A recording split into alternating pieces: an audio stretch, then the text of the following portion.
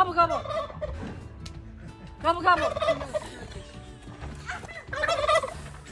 I know Turkish.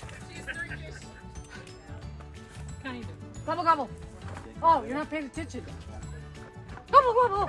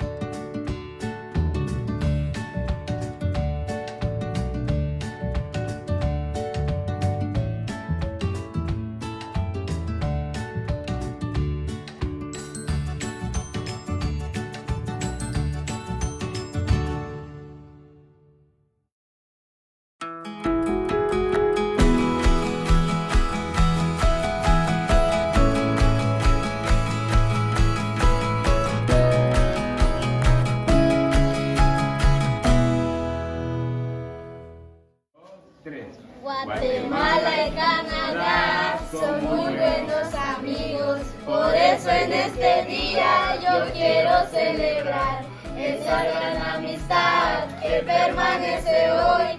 Ojalá perdure siempre, le pido yo al Señor. Buenos días, Señor Jesús, que contentos vamos con Él. Dios bendiga a Guatemala, pero también a Canadá. Los niños de Guatemala celebrando siempre están la amistad de dos países que por el mundo van. Pero al abrir mis labios un canto suena hoy, de inmensa alegría cuando cantando voy. Buenos días, Señor Jesús, que contentos vamos con Él. Dios bendiga a Guatemala, pero también a Canadá. Muchas gracias.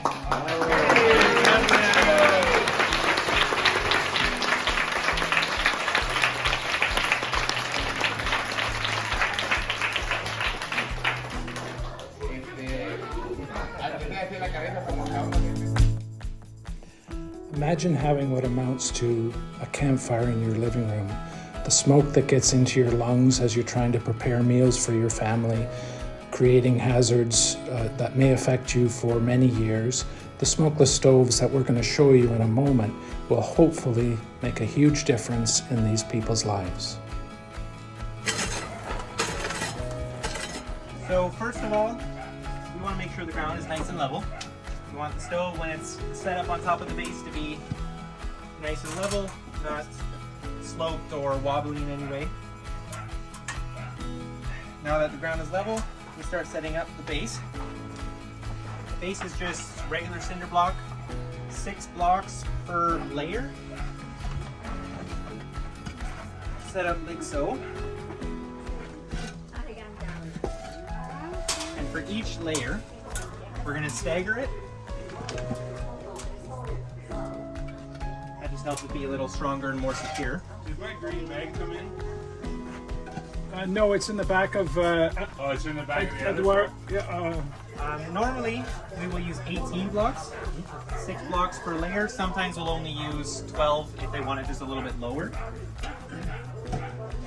And third layer, stagger them again. Make sure it's nice and even.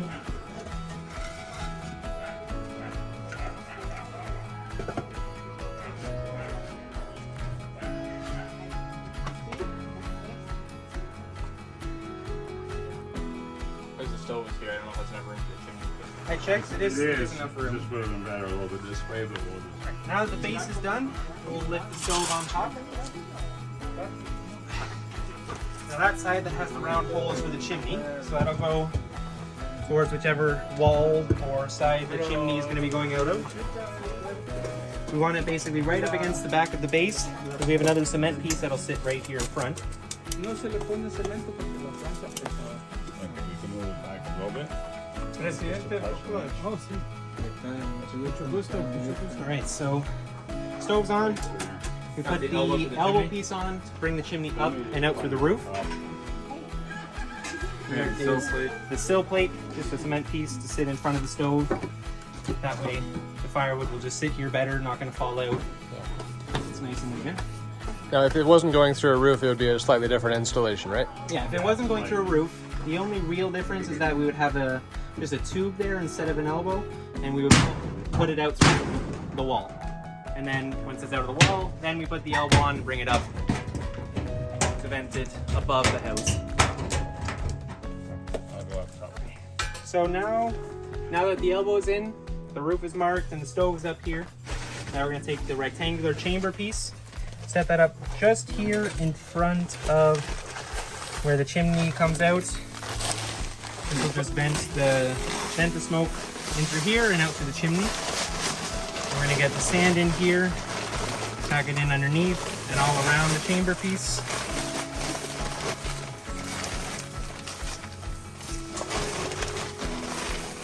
Now the sand is a special kind of sand we use for these stoves that heats up a lot better, retains the heat better.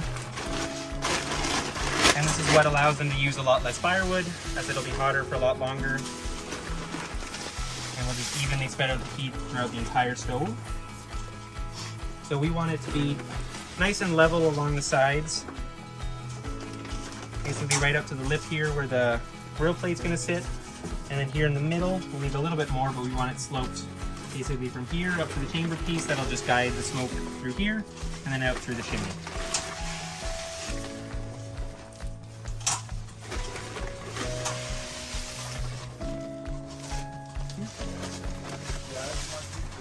We want to make sure we don't have any sand left on the lip here so that the plate will sit nicely. The leftover sand we will leave with the family so that when it compacts over time they can refill and have it just as it is here, so that the smoke will always divert into the chimney.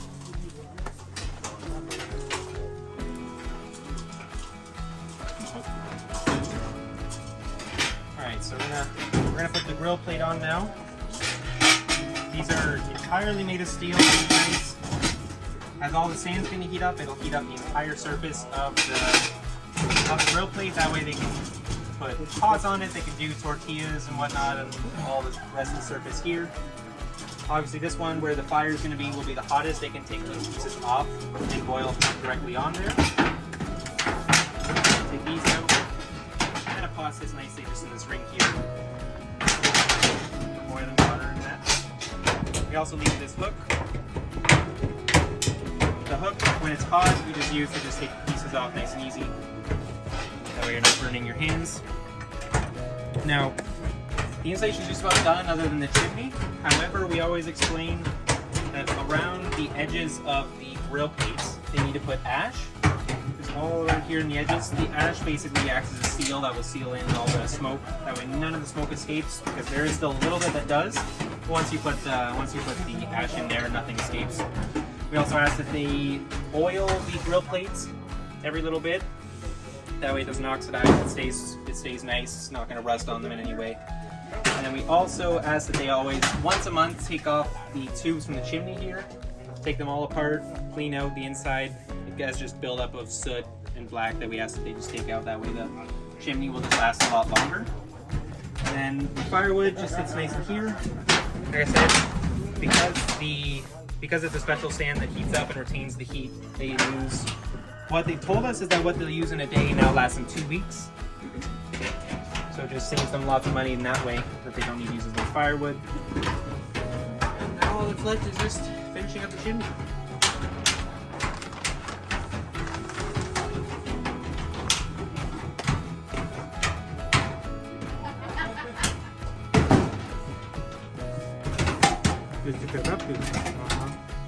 Y eso, donde es techo de palma, no se puede poner eso. Porque eso es caliente. No es tan bueno. De palma a veces se puede quemar. No quiero.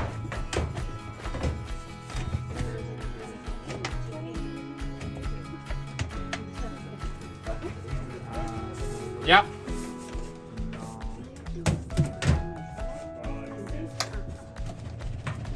Here comes. Good. You're good. The only thing with this chimney is if you go through the lamina on an inside room of the house, they will have to seal around it with cement or adobe mud or even some sort of caulking or sealant just around, otherwise the water will get into the house. But we try and get this cut as precise as possible, so it's just a small space around the tube that they'll have to fill in. But now he's just putting on, securing the chimney cap and folding over the edges so that it does not fly off due to the winds. But nothing gets screwed in so that they can take it apart every month to clean it. But now it's secure, but also easily accessible to take off to clean it. So, and that's that.